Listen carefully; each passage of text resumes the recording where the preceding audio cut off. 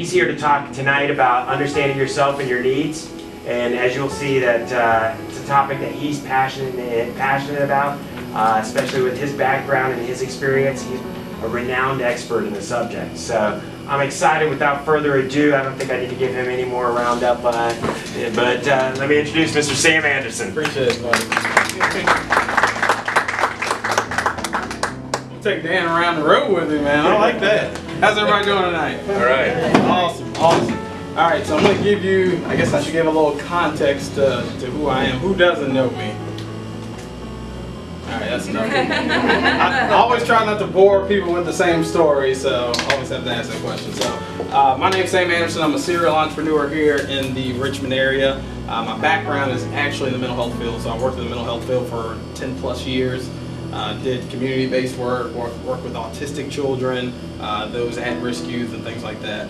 But I'd always suppressed the entrepreneurial spirit. So I did. My mom was always in the back of my head saying, you know, you need to go to school, get a good education, get a good job, all that kind of stuff. So at the junior level of college, I went to Longwood University. I was majored in business and realized all of a sudden, you know what, these business guys aren't teaching me anything about how to own and operate my own business. And I knew real quick, I was the one who foot the bill for school. Like, my parents would help me out with the book here and there, but that 10, 20 grand a year was coming out of my pocket. So I realized, you know, I can go off and get some experience myself versus paying all this. Which, no pun against school or telling people that drop out of school or anything like that. Just for me, that wasn't the path. So my last job, I worked at a mental health company as a project manager. Which in the mental health field, that's like being a black unicorn. That just doesn't exist. So the job was created for me. I didn't even know what a project manager did. Like, I had to go home and Google it that night after they gave me the job. But stuck around there for about 2 years, but at about a year and a half, like, I just started to get a little unsettled. And that's one of the things I want to hit on too, is that your passion can often change in life. Like, what I was passionate about at one point in my life, I no longer felt that same passion. I was literally walking to the office and my stomach was just turning. Like, I could not stand to be there and, like, just sick. Like, I can't do this anymore. So I started up my first company. My first company is Richmond Bubble Soccer. So if you guys have ever seen that sport before, you put on the huge bubble suits and you play full contact soccer. It's an absolute blast. Me and my business partner actually saw that down in the North Carolina area. We were like, people will flip for this. So we just went out, ventured out, did our research, got all the equipment, started doing some marketing, and within our first 2 weeks we had customers knocking at our door. So I did this while I was still working full-time as a project manager. My second company I launched is called Cycle, spelled C-Y-C-U-L. We're a valet delivery laundry service. So our customers just drop laundry off outside the doorstep. We come and pick it up, take it back to our facility where it's organically washed, professionally folded, brought back to them in 48 hours. So now I have 2 businesses and I'm still working full-time, all right? So it came to that point where I'm like, okay, like, things are starting to get busy. One of my mentors actually worked there at the company with me, and I was walking out of a meeting one time and he rushed to my office. He's like, man, you're not even here anymore. I'm like, what are you talking about, man? Like, I had closed some huge account for the company, like the biggest account that the company had ever seen. He's like, no, your work is stellar, but I looked over at you at that meeting and your mind was a million miles away.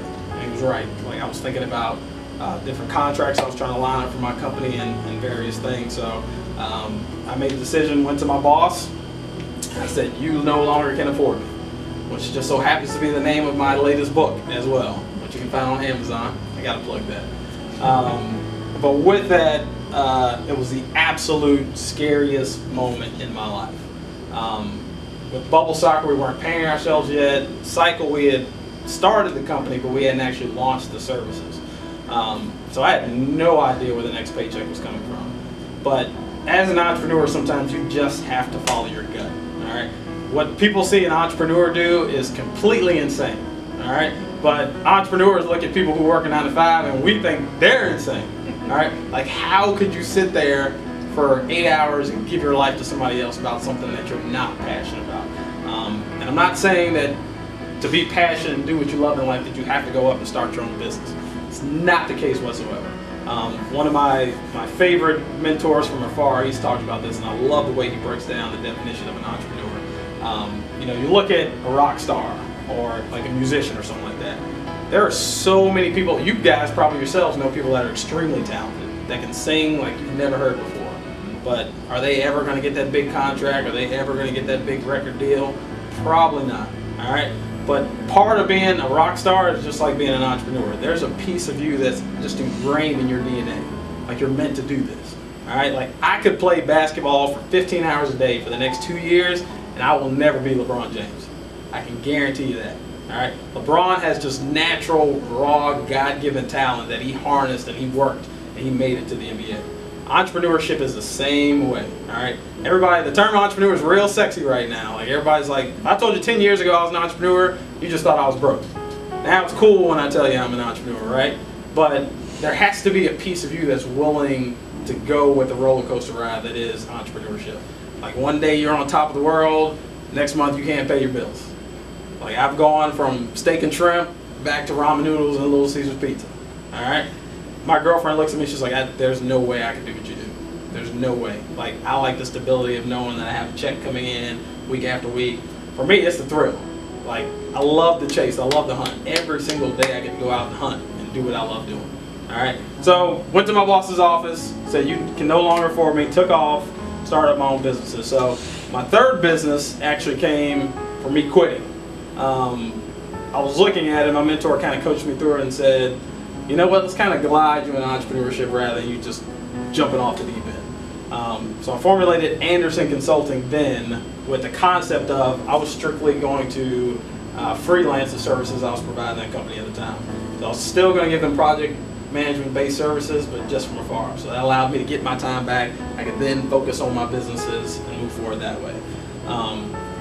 It sounded good on paper, started to work out at first. The numbers I calculated, I was actually going to be working half the time and making just about the same amount that they were paying me for a full-time salary.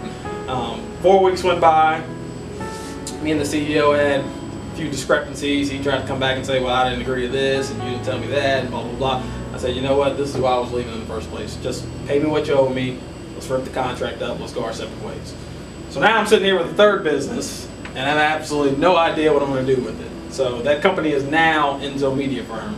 So what I started looking at was, when I was starting at my first two companies, the struggles I was having was, marketing, website design, photography, like all these things you need to get your name out. People were quoting me like 10 grand for a website and $3,000 for a photography session. There's no way. It's got to be done better than this. They try to charge you that much too, man? Yeah. So I started looking at that, and I designed a few websites, and so I just went back and brushed up my skills. The funny thing is, with Anderson Consulting then, 80% of the revenue I brought in, I didn't do any of the work. I found other guys and just outsourced it to them. So I found guys that were top videographers, photographers, did all this other stuff. I said, hey, I'll just bring the job straight to you. I put my little piece on top of that. I basically got paid just for orchestrating the contracts, making sure the deals went through, and everybody was happy. So since then, what we do now, we do videography services, photography services, social media, which social media kind of just fell into our lap. Sometimes you don't realize the education that you're acquiring over a period of time. Social media for me was just a huge interest. Like I just love the concept of social media. So for that whole time I was at that job for 2 years, I was actively coming home and just researching everything I could, the ins and outs about social media. And one time I was at a meeting, I had like 4 meetings that day, and they were all with various business owners. And every single meeting, the topic of social media came up. And the first meeting I was at, somebody said that, and I was like, businesses have it wrong. This is how you do social media. You need to be reaching people this way. This is the type of content you need to be putting out. They said to me, well, could you write us up a quote? Anderson Consulting does social media, right? And I said, yeah, we do. You're going to write me a check, you better believe I do social media. So I had no idea how to price that stuff out. I had no idea how to write a contract on any of that stuff. And I think Nike is taking the slogan and running with it, and they say it the best, you just do it.